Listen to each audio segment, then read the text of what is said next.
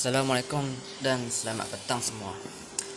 Okey, video tutorial kali ini saya buat bertujuan untuk saya nak tingkatkan lagi kefahaman anda semua berkenaan dengan teknik yang saya ajar anda sebelum ni, dan saya yakin memang ada juga di kalangan anda semua yang kurang faham ataupun tak dapat tangkap sepenuhnya apa yang saya cuba sampaikan sebelum ni. Jadi saya berfikir saya akan cuba lagi bantu anda dengan video yang saya buat ni. Saya akan cuba ringkaskan analisa supaya anda mudah faham, senang tangkap. Alright. Okey. Kalau ada yang tak berapa jelas dengan suara saya ataupun tak dapat tangkap, bagi tahu lah. InsyaAllah saya cakap slow-slow, satu persatu saya cakap. Okey, contoh untuk malam ni saya ambil pair favorite saya, iaitu JJ ataupun pound dengan yen. Alright. Okey, mula-mula sekali, ingat ni ya, take note. Mula-mula sekali saya nak sentuh berkenaan dengan konsep dan peranan BB. Alright. Okey, seperti yang saya dah maklumkan pada semua, okey, berkenaan dengan BB ataupun Bollinger Band, yang anda kena tahu adalah pergerakan. Okey, pergerakan candle di dalam BB. So, anda dah tahu candle dia bergerak di dalam BB. BB ni umpama landasan dia. Dan BB ada 3 bahagian, terdiri daripada 3 point. Kita anggap point top, mid dan low. Alright. So, saya jelaskan sekali lagi. Okey, di sini andai kata dia bermula daripada lower BB. Okey, dia start daripada lower BB. Mana kata dia tengah naik lah. Alright. So, daripada lower BB, kita kena tahu ke mana dia nak pergi kalau mengikut konsep dan peranan BB yang saya ajar. Okey, tengok bawah. Ada tak BB? Tak ada. So, ini adalah landasan, ini adalah checkpoint terakhir. Di mana BB yang terdekat? Mana line ataupun point BB yang terdekat? Mid BB bukan. Alright. So, tentulah kalau dia starting daripada sini, mesti dia nak main ke mid. Dia akan cuba datang ke mid dulu. Dia akan cuba test, bermakna dia penggunaan kita adalah test. Alright, dia naik. Okey, kena baru. Okey.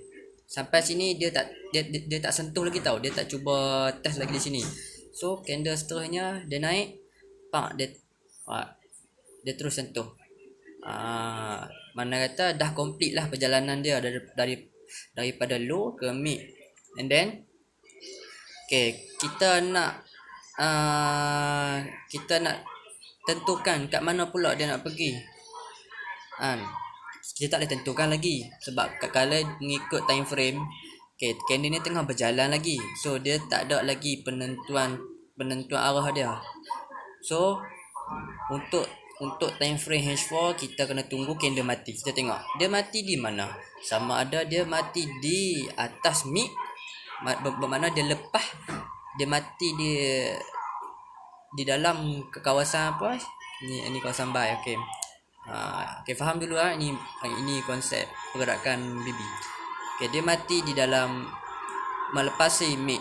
So, bila dia mati melepasi mid, bermakna dia dah masuk dalam kawasan ni. Dia dah tak boleh berpatah balik ke sini. So, pergerakan seterusnya adalah bila dia mati di atas daripada mid, bermakna dia punya target seterusnya adalah di depan dia. So, di depan dia hanya ada di sini.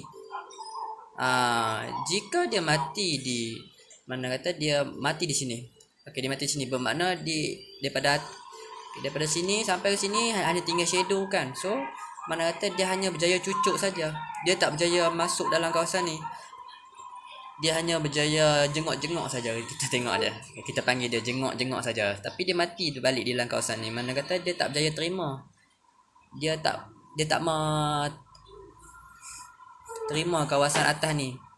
So kalau dia ni macam tu, bermakna gerakan seterusnya balik macam ni ya. Kalau dia berjaya masuk dalam kawasan ni, bermakna next point kita adalah top baby. Alright. So tengok dia pergi, dia naik, dia sampai top baby. Sampai sini sentuh. Bermakna untuk target seterusnya mengikut konsep BB sudah tercapai daripada mid ke top. So kita nak buat kita punya target arah di mana pula lepas ni nak pergi. Of course lah, dah sampai top, di atas ni dah tak ada apa dah tak ada lah second top ke third top ke apa, tak ada dah. So ni top BB. Of course lah dia akan balik test ke mid. Dia test mid and then close di dalam kawasan ni. Dia berjaya close bawah mid. So bermakna dia terima kawasan ni. Dia tak reject, mana kata pinangan dia diterima masuk dalam keluarga ni. Kalau pinangan dia reject macam ni, dia berjaya tembus, tapi dia close di atas ni, bermakna di sini hanya tinggal shadow kan. Alright, so macam ni dia dah mati, dia dah mati di bawah mid. So seterusnya dia akan cuba test sini, dia akan cuba test di garisan low BB. Sekarang di sini. Alright. Sama juga dengan time frame lain, sama juga, itu konsep asas. Alright. Yang kedua saya nak tekankan adalah mengenai momentum. Okey, momentum yang kita pakai yang kita dahulukan adalah momentum stochastic oscillator. Alright. Ni stock yang putih ni, yang melengkung macam bukit ni. Okey, basic peranan stock adalah untuk mengukur momentum kenaikan ataupun momentum penurunan sesuatu price. Okay. So di sini saya terus buat analisa untuk esok. Okay. So ini macam step juga. Dia senang je, ikut asal aja. Kita boleh tahu pergerakan dia nak pergi mana ke mana berdasarkan peranan BB dan juga stok, itu saja. RSI ini adalah bukan saya kata tak penting juga, tapi dia adalah penambah baikan kepada analisa kita. Saya tambah RSI ini 61 dan juga RSI 14 ni untuk mengukuhkan lagi, support analisa kita supaya tak ada, bukan kata tak ada mistake, saya nak strong lagi lah, mengatakan kalau kita kata kita nak buy, kita boleh buy, kukuh buy. Alright. So saya mula analisa. Saya analisa senang saja. Saya akan tengok semua time frame, tapi saya fokus juga. Saya terus analisa, tengok. Saya buka weekly, saya tengok kalau ikut chart di mana. Dia daripada top, of course dia nak main ke mid. So saya consider dia menurun. Tengok momentum stock pun dia dah overbought. So bila dah overbought, dia akan menurun lah. Right. So saya buat nota weekly menurun, target dia adalah di mid BB. So saya buka daily pula. Saya buka daily. Macam yang saya analisa 2 minggu lepas daripada top ke mid. Tengok apa jadi. Sudah termakbul analisa kita. Dia sampai ke mid, dia lepas. So bila dia lepas mid, mana kata dia akan macam ni, tapi di sini dia jadi sideways, tapi dia tetap juga cuba target. sampai target yang dia nak pi. Okey. So kalau untuk esok saya buat analisa adalah dia dah sampai lower BB. Dah sampai lower BB dan dia cuba naik. Okey, mana kata bila sampai lower BB, seterusnya dia akan pergi mid BB. Okey, saya tanda. Saya tanda, saya bukan tanda betul-betul line. Saya tanda bawah sikit. Mana kata kalau saya ambil TP pun saya ambil TP kurang. Biar kurang tak apa, janji kita akan TP. Kat sini saya buat warna apa ya? Warna ni lah. Warna kuning lah. Kuning macam best ya. Okey, warna kuning. Okey, situ adalah perjalanan panjang kita.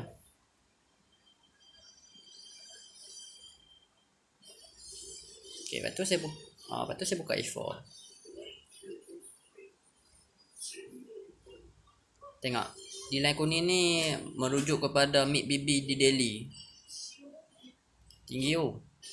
Okay, so sekarang saya dah tahu saya nak cari buy. Saya nak cari buy kalau ikut daily. Momentum pun dah OS, oversold. So oversold menunjukkan dia dah momentum penjualan, momentum dia nak turun dah tak ada ataupun dah kurang.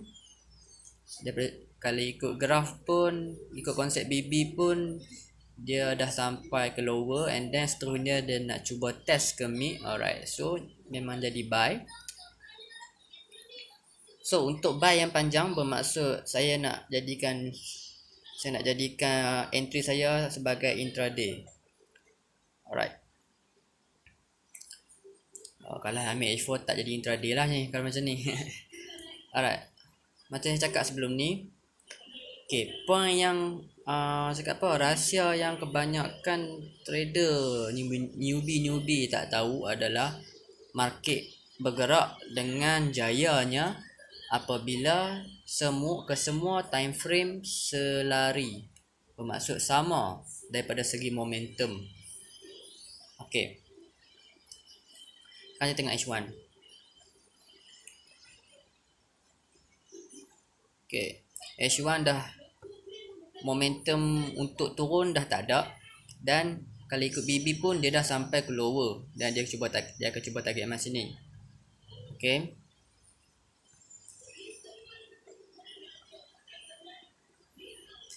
alright. So masalah kita adalah H4, sebab H4 dia tak sampai lagi target dia, iaitu di low BB. So bermasalah, kita nak terus buy pun muskil, sebab kalau ikut H1 dah boleh buy. Masalahnya adalah H4, kemungkinan dia akan terus tarik turun ni. So better kita tunggu H4 ni habis perjalanan, sebab ikut momentum stock di H4 pun dia tak oversold lagi, dia baru berada di 33%. So bermakna ada lebih kurang 3% lebih. So hati-hati. Kalau kita masuk buy, kita esok market buka terus masuk buy, memang kita kena, sebab time frame kecil akan turun. Sebab apa saya kata turun? Cuba tengok, dia dah sampai ke top BB. Alright, dia dah sampai ke top BB. So mana dia nak pergi? Of course ke mid. So top ke mid menurun. Alright, so mesti dia akan turun. Kalau lepas daripada mid, dia akan main ke sini. Okay, sini saya masukkan time frame 5, sebab saya tengok time frame 5. Time frame 5 pun tengok, dia akan bermula dengan time frame yang paling kecil. Okay, time frame 5. Okay, momentum kenaikan dah tak ada, so dia nak and then dia dah sampai top, so of course dia akan turun. Tengok ni, dia turun. Okay, ini saya tanda di 14216, bermakna di bawah ni jugalah.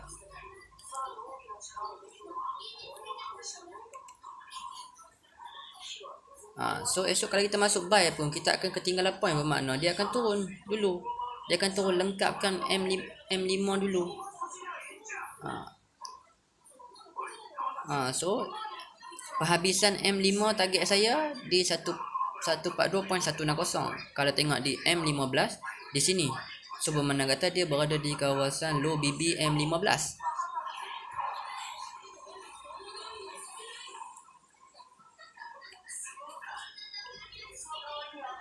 So berhati-hati. Better tunggu H4. So saya akan tunggu M5.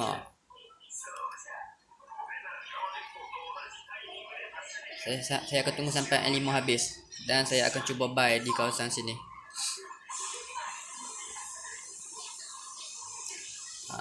Tapi esok saya tengok juga.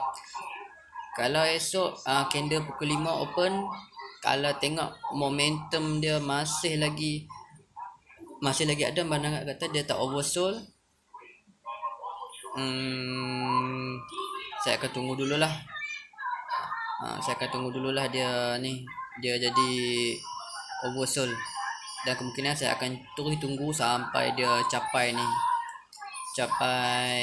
lower BB, baru saya akan cari sell, baru saya akan cari buy. Okay, bila dia dah sampai sini, alright, dia dah sentuh kawasan low BB. So ke mana dia pergi?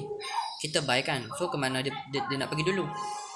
Tentulah dia nak cari ni dulu. Dia nak test me. So kat mana kita tipi? Kita tipi lah kat sini ke. Andai kata kalau kita tamak sangat-sangat pun, kan?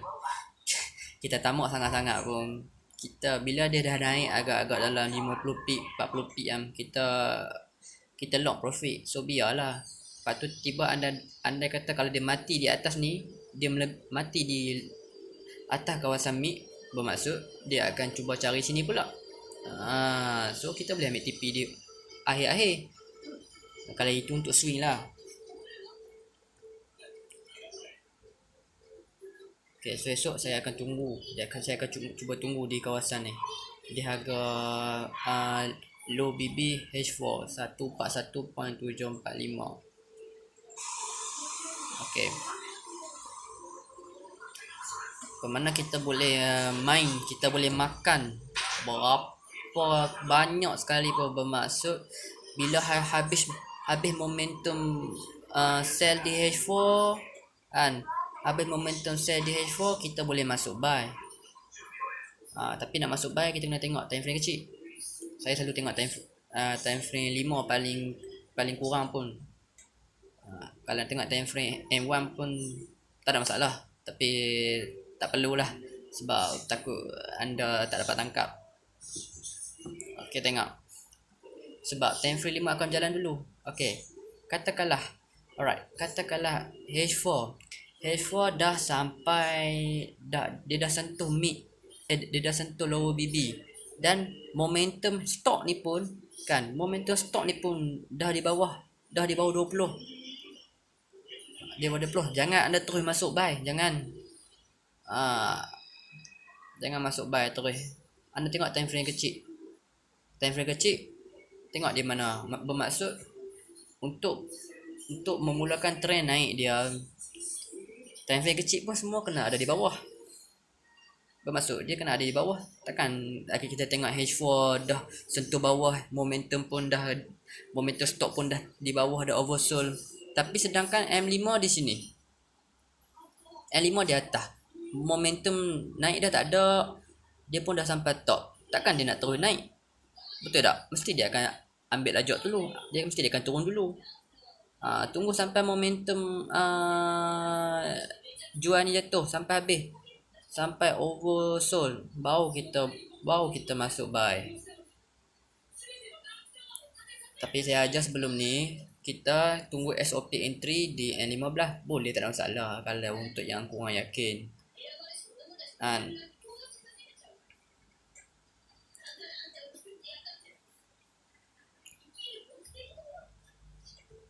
Tengok macam ni pun dia akan cuba turun. Memang dia akan turun.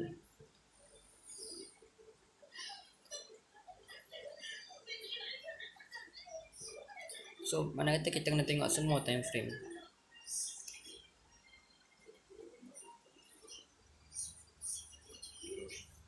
Sebab bagi yang suka H1 tu bermaksud bila dia masuk okay, dia buy, mesti dia buy di account tu ya. So buy di account adalah di kawasan low BB. So target dia adalah mungkin di mid ataupun di top BB. So bermaksud dia makan habis trend up untuk H1 daripada sini sampai ke habis BB ni, BB di atas ni. Bermaksud dia makan di sini sampai ke sini. Itulah namanya kita makan sampai habis H1.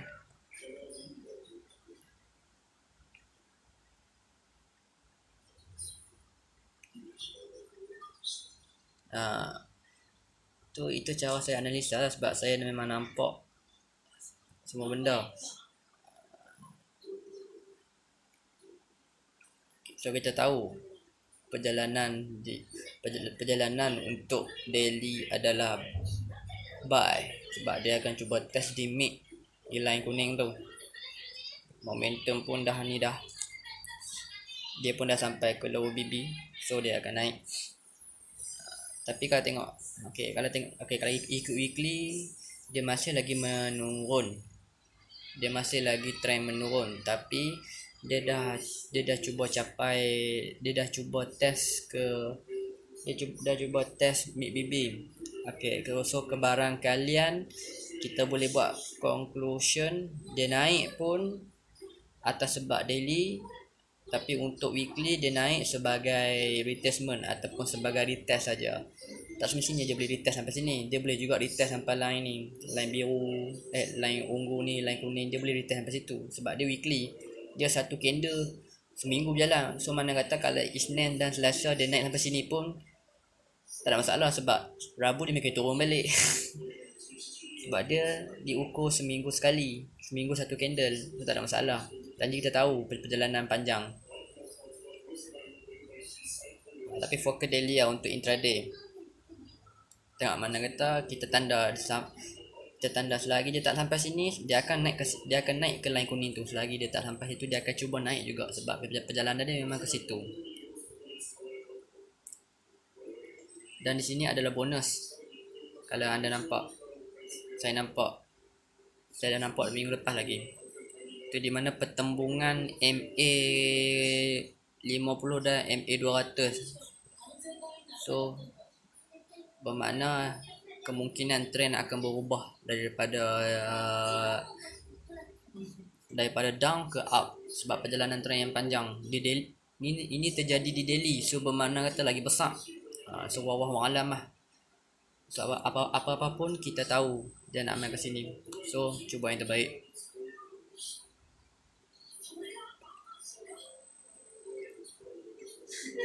Tetapi siapa yang nak trade day H1 kan bermaksud nak trade day H1. Trade H1 mana kata kita habiskan trend di H1 saja. Mana kalau kita buy di sini, buy daripada low BB, kita nak target sampai habis top BB, boleh. Pastikan apabila momentum stock ni dia berakhir di atas dia berakhir dengan keadaan OB dan dia telah pun mencapai top BB. Bermaksud bila jadi macam tu kita boleh TP. Then mana kata lepas tu kita nak sell, boleh, tapi tengok H4 juga. Saya tanda sini ya. Saya tanda di top BB. Sini saya berwarna hijau top BB H1 di situ, pengakhiran kenaikan untuk H1. Kalau momentum stock dah habis, dah overbought dan dia dah pun sampai ke top BB di time frame H1. Saya tengok H4 memang melebihi top H4. So ini adalah valid, memang valid sebab dia mengangkang luas. Ada setengah time frame tu dia tak sama, dia tak selari, so hati-hati. Bermaksud sebelum anda masuk order. Pastikan trend habis di semua time frame. Sama, bermaksud kalau anda nak buy, pastikan momentum stock tu, okey, pastikan semua time frame berada di bawah. Baru buy tu kukuh. Dia berada di bawah dan dia berada di tempat sepatutnya. Kalau dia berada di low BB, semua time frame kena ada di low BB. Kalau itu daripada time frame M5 sehingga time frame H1. Tu saya nak tekankan. Kalau H4 ni, kalau nak digabung dengan H4 agak tricky sikit, sebab sesetengah trader dia tak berapa nak boleh tangkap. Kadang-kadang dia sampai H1 saja, bermaksud dia nak buy. Dia tengok daripada time frame 5 minit sampai ke H1, momentum stock semua dah sampai bawah. M5 dah sampai, lepas tu dia tunggu M15. M15 pun stok pun dah sampai bawah, dah bawah daripada 20. Lepas tu dia tunggu pula M30. M30 pun stok dia dah kurang daripada 20, baru 20 dah membentuk bukit. And then dia sampai ke ditunggu H1. Sampai ditunggu H1 pun momentum dah bawah daripada 20. Bermaksud semua dah oversold dan kedudukan di graf pun semua dah sama. Bermaksud daripada M5 sampailah ke H1 semua dah berada di lower BB, kan? Dah berada di tempat sepatutnya dia nak pergi. Okay, and then tinggal satu lagi time frame, iaitu H4. Dia tunggu juga H4 tu nak habis trend, tetapi tiba-tiba okay, katakanlah time tu H4 dia berada di mid BB. Okay, dia berada di mid BB. Dia tunggu H4, tiba-tiba pukul 1 bermaksud candle H4 mati. So bila candle H4 mati, tengok dia mati di mana. Kalau dia mati di dia mati dan dia tak lepas daripada mid, so valid ke dia nak teruskan trend untuk H4? Tidak semestinya. Kadang-kadang tricky. Kadang-kadang dia akan terus jalan, bermaksud perjalanan 5 minit, time frame 5 minit sampai time frame H1 dah lengkap, dia terus jalan buy. Dia tak tunggu H4 lah, sebab salah satu sebabnya adalah H4 dia tak melepasi mid. Bermaksud dia reject mid, dia hanya tinggal shadow saja. Dia tak lepas daripada kawasan, mana kata dia tak lepas padan lah. Alah, macam kita nak pergi Siam lah, ada sepadan, pergi sepadan, cek pasport tak bawa, mana boleh masuk, betul tak? Confirm kena balik Malaysia balik. Sama macam tu juga. Macam tu lah juga kita punya tanggapan. Okay, saya harap semua faham kenapa jadi macam tu. Okay, so kita tengok daripada minggu lepas. Okay, candle sini adalah minggu lepas. Dia naik, kalau ikutkan minggu lepas, okay, dia dah sampai lower. So mana dia akan cuba target ke mid. Momentum pun dah habis, so dia akan naik. So tunggu semua momentum dan semua pergerakan di time frame H1, M30, N15 dan N5 tu semua dah duduk di tempat yang sepatutnya sampai ke H1 lah. Okay, dia naik sampai sini je. Okay, dia sampai sini dah. Lepas tu dia turun balik. Kenapa dia macam ni? Okay, saya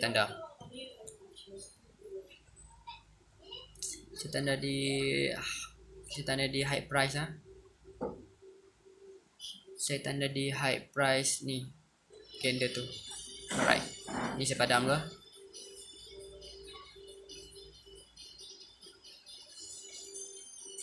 kita buka di H1. Waktu tu dia berada di top BB.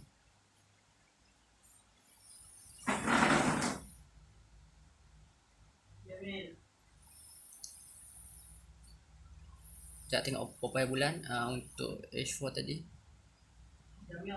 Candle ni 29.5. So H1 kita cari 29.5. Okay, dia berada di sini. Tengok. Alright, di sini kita boleh buat conclusion di mana dia dah sampai top dan dia dah overbought. So bila dia macam ni, H1 dah complete trend menaik dia. Akan tetapi di H4 kita nak tunggu dia mai ke target ni tak sampai, sebab bila dia mati di sini, dia mati dalam keadaan tidak mencapai syarat. Dia cakap tidak mencukupi syarat, iaitu dia tidak capai sini. So dia tak boleh nak teruskan perjalanan. Tambahan pula dia timbul fractal up. So bila timbul fractal up, apa akan jadi seterusnya? Di situ adalah harga tertinggi. So dia akan menurun. Apa jadi? Dia ikut H1 je. Bermakna dia habiskan trend sampai H1 sahaja. So jangan risau. Apa jadi macam ni pun kita boleh makan berkali-kali. Sampai H1. Kita ambil sampai H1 sudahlah. So maksud bila dah sampai sini, bila dah sampai H1 pun sampai top BB dan momentum pun dah tak ada, kita nak tahan tapi kita tak yakin. Kita pantau H4. Tiba-tiba candle pukul 1 pak mati di sini. Bermaksud masih ada lagi jarak dia dengan mid. So kita takut dia tak dapat teruskan perjalanan.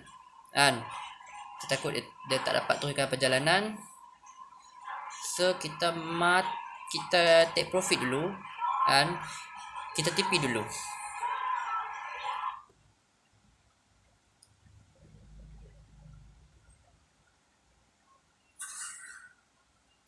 TP dulu. Kita boleh makan sell pula. Macam mana nak makan sell? Bukan boleh masuk terus. Macam cakap tadi, kena tunggu time frame kecil-kecil dulu berada tempat yang sama. Maksud bila H1 dah habis sampai ke top, time frame kecil pun semua berada di top dan berada di momentum dah habis up. Baru kita boleh masuk sell. Ini kalau kita tengok H1 ni dah ada di top, sini dah momentum dah habis, buka-buka M5 dia duduk di bawah. Mana kata momentum pun dia berada di bawah. Bermaksud dia nak M5 dia nak naik. Mana boleh macam tu. Kena tunggu dia berada di bawah dulu. Dia turun dulu habis.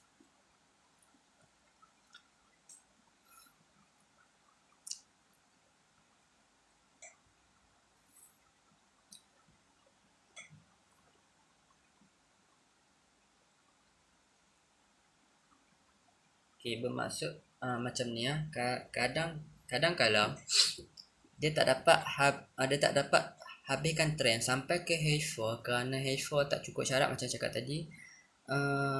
Kalau dia naik dia mati jadi macam ni, dia hanya sentuh dan dia mati di sini, bermaksud dia tak mencapai target, dia tak lepas benda ni. So H1 boleh je, bermakna kata dia dah tak tunggu H4, dia terus jalan sell terus. Mana kata dia nak cukupkan syarat H4 untuk naik, untuk melepasi mid, untuk terus naik dah tak boleh sebab H4 reject. So macam mana dia nak terus naik? Sebab itulah dia hanya ikut H1 sahaja. Okay, sampai jadi K macam ni dia turun pak. Okay, tengok daripada top daripada lower ke mid. Mid tak sampai dia turun ke lower B balik. Lepas tu dia naik test balik di mid, tak sampai juga, tak lepas. So dia turun balik sampai ke lower. Macam tu perjalanan kalau ikut BB. So okay, macam ni dia naik dalam okay, saya tanda sini saya tanda H4 di mana di mana keadaan dia lepas pada mid dia H4. So dia tengok dia H1 kat mana dia ada. Sini candle 31/5.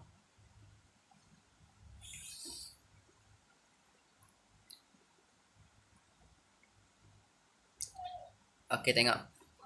Apabila H1 dia dah habis momentum di sini, tengok. Dia dah habis momentum dan dia telah pun sampai destinasi dia, iaitu daripada dia sini daripada low. Okay, mid, lepas mid dia break. Okay, and then ke sini. Alright, dia dah sampai top. Dan apabila dia sampai top, bermakna dia masih naik. Kenapa? Waktu tu, kita tengok jalan hijau ni, waktu tu ketika H1 berada di top BB, H4 waktu tu melepasi mid. So bermakna kata dia boleh teruskan naik walaupun momentum dia H1 dah habis. Dia boleh terus naik untuk melengkapkan H4 sampai ke top. Nah, daripada mid sampai ke top. Untuk melengkapkan H4 daripada momentum reversal sampai ke ni OB. Itu point yang tricky. So daripada video ni kaji balik, buka tengok balik. Alright. Itu saja yang saya nak share. Saya harap cukup kot. InsyaAllah kalau ada problem lagi, cuba refer dengan saya balik. Semua sama, time frame mana-mana pun semua sama. Tak kira lah nak trade emas ke, minyak ke, arang ke, apa bala ke, semua sama. Alright.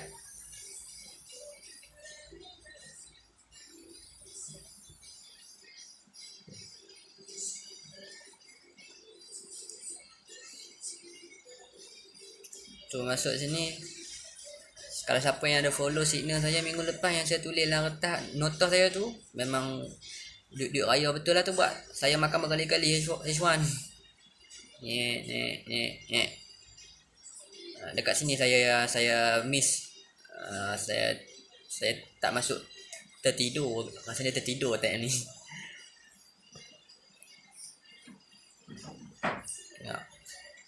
Okay, so point untuk sini saya cuba buat conclusion. Point untuk dia meneruskan kenaikan sampai habis trend di H4, iaitu time frame besar kan, iaitu apabila di time frame H1 dia dah naik, bermaksud kita buy. Dia dah naik sampai ke point terakhir, iaitu dia dah lepas mid, and then point terakhir dia adalah top. So dia dah sampai top, and then momentum stock lah. Okay, ingat stock. Kita utamakan stock. Okay, apabila dia dah momentum stock pun dah overbought, dah melengkung macam nak buat bukit lah, macam nak buat cangkul itu. Okay, dan pada ketika tu di H4 pun candle mati, candle close kan. Candle close kita tengok dia close lepas mid. Bermaksud dia melepasi mid. So walaupun H1 dia dah habis kenaikan, dia dah habis trend, dia nak tunjuk turun, akan tetapi di H4 waktu tu candle close, tak kira lah candle close pukul 1 ke, pukul 5 ke, pukul 9 pagi ke, tak kisah. Asalkan H4 dia close, dia berjaya lepas mid. Maksud kata candle close, dia close di atas mid BB, bermaksud dia akan naik lagi. Dia berjaya masuk sempadan Siam, dia akan terus ke destinasi dia, ke Danok. Okay. Alright. So mana kata dia boleh lagi teruskan perjalanan dia.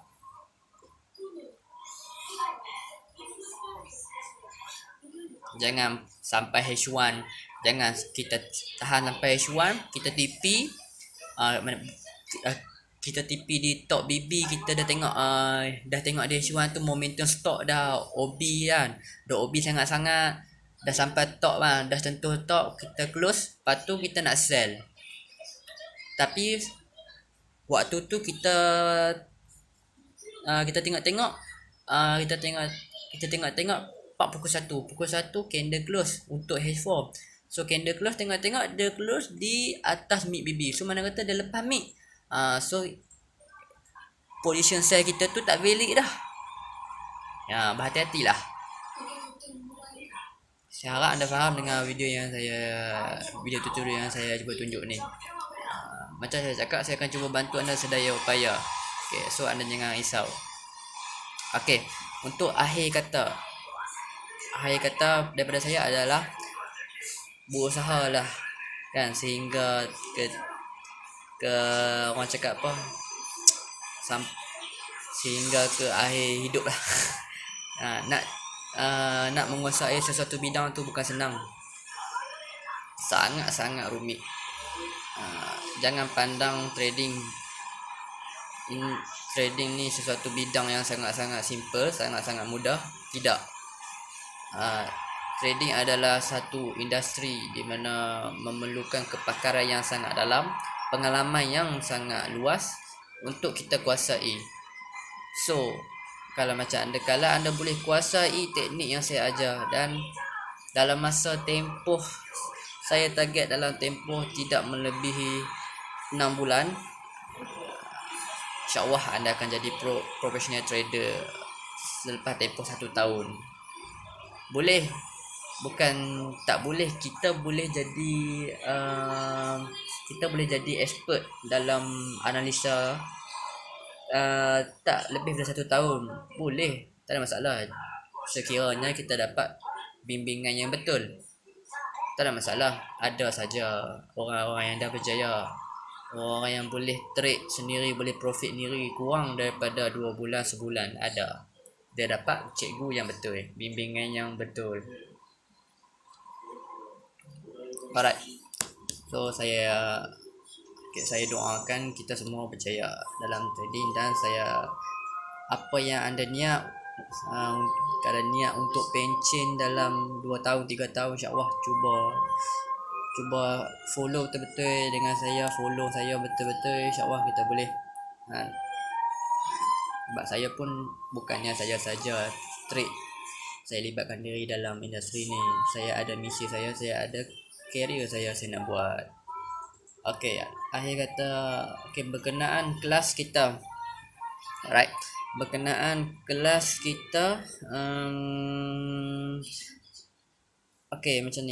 Kelas kita tu saya akan cuba target dalam 1 bulan saya cuti, kita akan cuba buat 2 sesi, di mana satu sesi kita akan maksimumkan peserta 20 orang. Kalau dapat 10 orang pun, 13 orang, 15 orang pun kita run. Dan kita akan kenakan charge, di mana charge tu kita tak ambil keuntungan pun. Kalau ada keuntungan pun kita akan cuba buat tabung. Di mana keuntungan tu untuk cover sewa classroom, dan juga mungkin akan provide sedikit nota, sebab charge yuran kita hanyalah 100.5. Saya kurangkan sikit, 100.5. Perasaan belas kasihan masih ada lagi diri saya, so saya kurangkan 100.5 seorang, dan juga deposit $100, iaitu 470. So total sekali lebih kurang 620 tidak tahulah. Sebenarnya murah, masih murah, cuma kita hanya ambil deposit sebab kita nak lock depa. Di sini fungsi saya suruh deposit terus sebab kita tak mau depa lari daripada kita. So bila kita ajar dia orang trade dengan cara kita, kan, kita tak mau nanti bila dia orang dah boleh trade sendiri, dia orang jumpa dengan broker baru yang boleh depo dengan lebih murah, dia orang depo dan dia orang abaikan kita. Saya tak nak jadi macam tu. Sebab ilmu kita ni sangat-sangat berharga, tapi saya bagi dengan nilai yang sangat murah. Itu dah cukup baik sangat. So hargailah. Alright. So seterusnya untuk long kita punya planning. Saya dah tak ambil perhatian, saya dah tak offer investment MEM, Multi Account Manager, yang sebelum ni kita kata PAM tu bukan MEM sebenarnya. Saya dah tak offer MEM sebab ada sikit pergolakan saya dengan MEM Investment ni dengan tim. Ada sebab-sebab nanti kita bincang. Okay, so saya akan hanya offer education di mana kita akan terus buat kelas aja untuk ajak orang trade, itu je. Untuk siapa yang nak invest MEM tu saya dah tak buat, saya dah tak bagi. Mana kata kalau nak invest MEM juga carilah orang lain. Alright. So, selamat maju jaya, selamat menjalani ibadah puasa. Semoga kalau tak faham cuba hadam lagi tengok. Buka graf satu di tangan anda, ikut apa yang saya tengok betul tak. Kenapa Syafiq cakap macam ni, kenapa saya cakap macam ni, ada sebab-sebab dia. Okay. Alright. Okay, selamat maju jaya. Kita jumpa di lain kali ya. Okay, assalamualaikum warahmatullahi wabarakatuh dan selamat malam.